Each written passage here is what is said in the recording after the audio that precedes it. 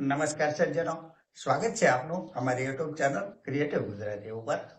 તો સજ્જનો, આજે તારીખ 24 જુલાઈ 2026 અને શુક્રવાર, આજે અઠવાડિયાનો છેલ્લો દિવસ.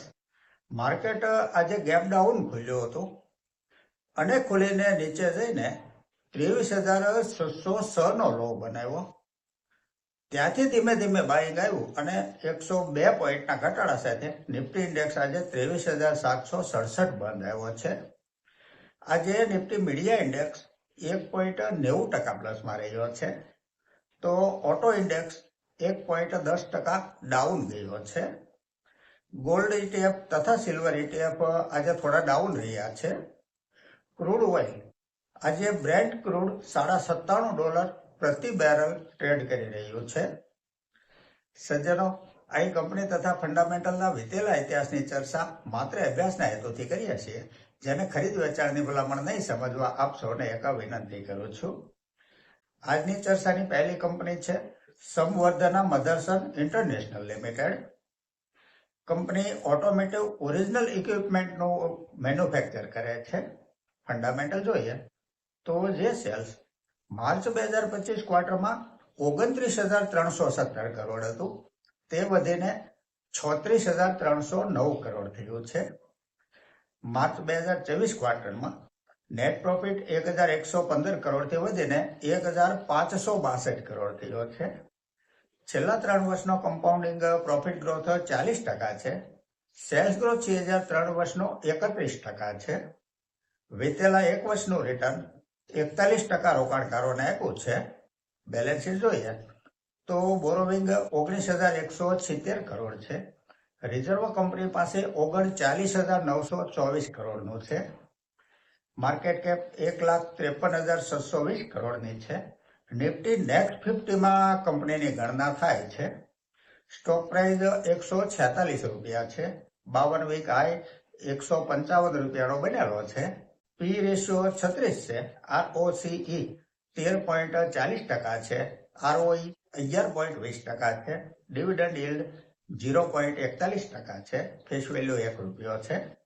શેર હોલ્ડિંગ પેટર્ન જોઈએ તો પ્રમોટર હોલ્ડિંગ 48.60% છે. FIIનું હોલ્ડિંગ 12.87% છે. DIIનું હોલ્ડિંગ 20.59% છે. અને પબ્લિકનું હોલ્ડિંગ 17.67% છે. આ એક પ્રોફિટેબલ કંપની છે. ફંડામેન્ટલ સારું છે કંપનીનું. આગળની કંપની છે TVS motor company limited. 2 wheeler તથા 3 વ્હીલર બનાવતી આ કંપનીએ જૂન 2026 ક્વાર્ટરનું પ્રોફિટેબલ રિઝલ્ટ રજૂ કર્યું છે. જેને આંકડામાં સમજીએ તો જે સેલ્સ જૂન 2025 ક્વાર્ટરમાં 12,210 કરોડ હતું, તે વધીને 16,296 કરોડ થયું છે. નેટ પ્રોફિટ 743 કરોડથી વધી 1,058 કરોડ થયો છે. Year to year net profit જોઈએ તો 1,309 કરોડ, ત્યાંથી 1,779 કરોડ, ત્યાંથી 2,380 કરોડ, ત્યાંથી 3,186 કરોડ થઈ 3,601 કરોડ થયો છે. પ્રોફિટનો ગ્રાફ લગાતાર ઉપર જઈ રહ્યો છે. છેલ્લા 3 વર્ષનો કમ્પાઉન્ડિંગ પ્રોફિટ ગ્રોથ 33% છે અને TTM 46% છે. સેલ્સ ગ્રોથ 3 વર્ષનો 21% છે. TTM 31% છે. સ્ટોક પ્રાઇસ 3 વર્ષનો 41% છે. 5 વર્ષનો સ્ટોક પ્રાઇસ 46% છે અને લાસ્ટ 1 યરનું રિટર્ન 40% છે. કંપનીએ રિઝલ્ટ પણ સારું આપ્યું છે અને રિટર્ન પણ સારું આપ્યું છે. રિટર્ન ઓન ઇક્વિટી 3 વર્ષનું 30% છે અને લાસ્ટ યરનું 36% છે. બેલેન્સ શીટ જોઈએ તો બોરોવિંગ 32,791 કરોડ છે. રિઝર્વ કંપની પાસે 9,517 કરોડ છે. રિઝર્વની સરખામણી બોરોવિંગ વધારે ચોક્કસ કહેવાય, પરંતુ કંપની યોગ્ય રીતે મેનેજ કરી રહી છે. માર્કેટ કેપ 1,83,980 કરોડની છે. સ્ટોક પ્રાઇસ 3,873 રૂપિયા છે. 52 વીક હાઈ 3,975 રૂપિયાનો બનેલો છે. પી રેશિયો 53 છે. ROCE 17.40% છે. ROE 33.60% છે. ડિવિડન્ડ યીલ્ડ 0.31% છે.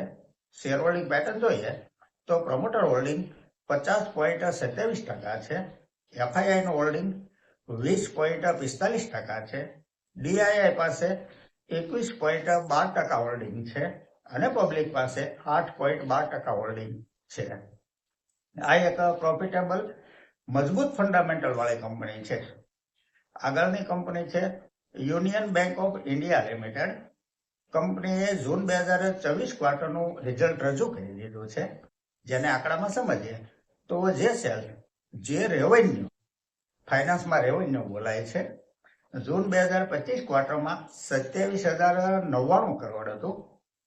તે વધીને 27,427 કરોડ થઈ છે રેવન્યુ. કંપનીએ એક્સપેન્સને યોગ્ય રીતે મેનેજ કરીને નેટ પ્રોફિટ 4,428 કરોડથી વધારી 5,642 કરોડ કર્યો છે. છેલ્લા 3 વર્ષનો કમ્પાઉન્ડિંગ પ્રોફિટ ગ્રોથ 32% છે.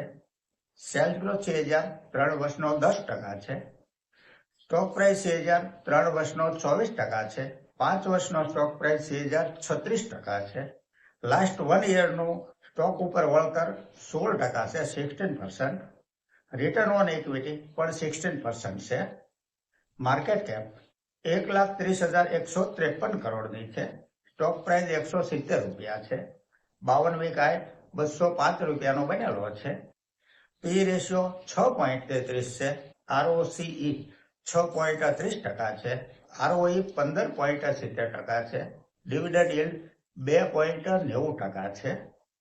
ફેસ વેલ્યુ 10 રૂપિયા છે. શેર હોલ્ડિંગ પેટર્ન જોઈએ તો પ્રમોટરનું હોલ્ડિંગ 74.76% છે. ભારત સરકારની આ PSU બેંક છે. FII પાસે 8.63% હોલ્ડિંગ છે. DII નું હોલ્ડિંગ 11.97% છે અને પબ્લિક પાસે ફક્ત 4.66% હોલ્ડિંગ છે. આ એક પ્રોફિટેબલ કંપની છે. રિટર્ન અને ડિવિડન્ડ બંને સારું આપે છે. તો સજ્જનો, આ સાથે આજની આ ચર્ચા અહીં પૂરી કરીએ છીએ. જો આપને આજની આ ચર્ચા પસંદ આવી હોય તો લાઈક કરજો, શેર કરજો, મારી ચેનલને સબસ્ક્રાઈબ કરજો. નમસ્કાર.